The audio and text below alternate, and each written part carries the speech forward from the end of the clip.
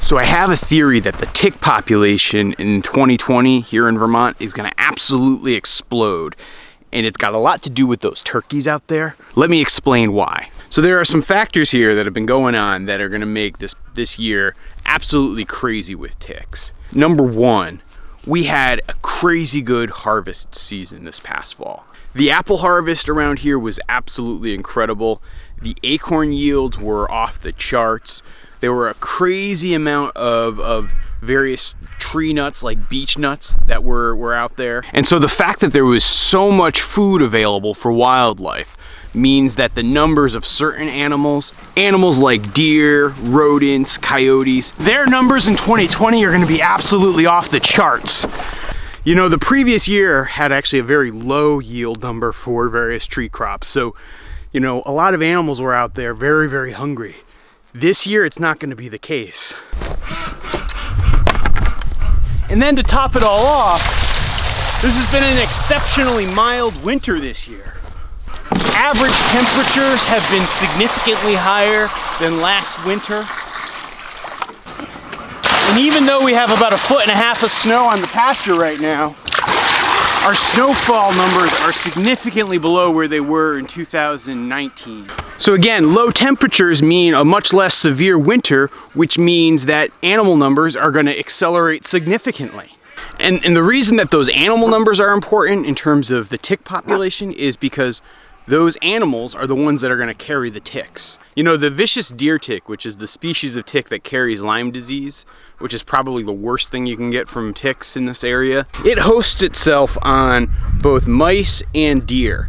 And it usually has like this development cycle where it starts on a mouse and then it moves to a deer. And in fact, the sickness that comes from Lyme disease doesn't even happen until they're like, I think, mid-cycle. So the fact that there are more animals to host and carry more ticks means that the tick population is gonna be booming this year. And to top it all off, this very mild winter is also making it easier for the ticks themselves. And not for nothing, but last year was not an insignificant year when it came to ticks. So while I was changing my shirt, Allison actually picked off a little tick off of me. You can see it right here. Kind of disgusting, but I have this whole collection of ticks that I just sort of keep in here. I don't know why.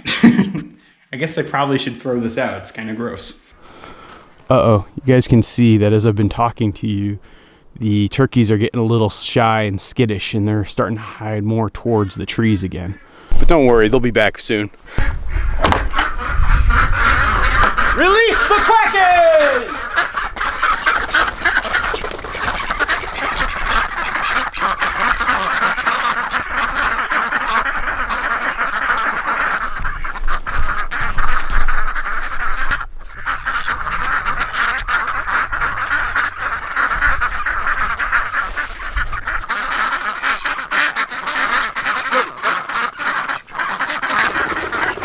So what does all this have to do with all those turkeys back there? Well, that giant flock of turkeys showed up about 2 weeks ago. And just to flash back on that moment.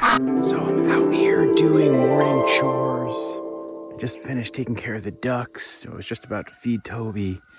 And I looked out back and look what I saw.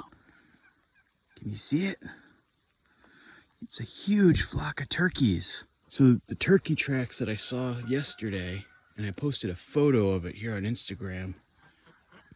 You know, so all those turkey tracks that I discovered last night, and you can even see a whole bunch of them today, they were from that flock. Gosh, I'm looking at them. There must be at least 30 of them back there. That's crazy. Toby, what do you think of this, huh? This is pretty nuts, right? Yeah, wow, look at that. You know, it's catching moments like this that make me feel really lucky. Like, just, I don't know. It makes the whole farm experience feel really magical, I guess. That's the only way to put it. I love going out here every morning and finding the turkeys somewhere on the farm, whether it's around our place or our neighbors or somewhere in the cedar forest. It's kind of like a daily wildlife surprise for me. Allison will joke that I'm like Tony in the pilot episode of The Sopranos.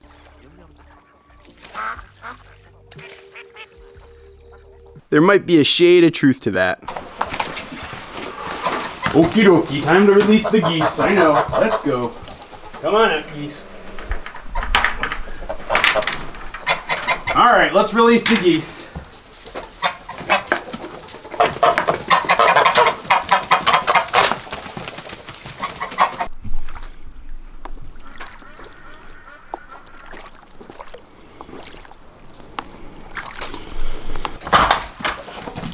Up and at 'em, chickens.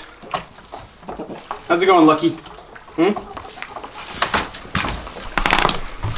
me any eggs this morning? Papa needs some breakfast. Yep. That's one. It's been so rewarding to have my own regular supply of eggs that I can eat on the farm. So watching those turkeys do their thing really got me thinking about how I put so much effort and work into raising my poultry here. And there's flocks that are even bigger than my flocks that are just out running wild, surviving on their wits and whatever they can scavenge. And it's got me thinking about turkeys as a bird in general for the farm. I mean, when you think about it, right? They are great at eating insects, including ticks. They're easier to pluck. I can find processors who will do it for me, unlike the geese. And who doesn't like a Thanksgiving turkey?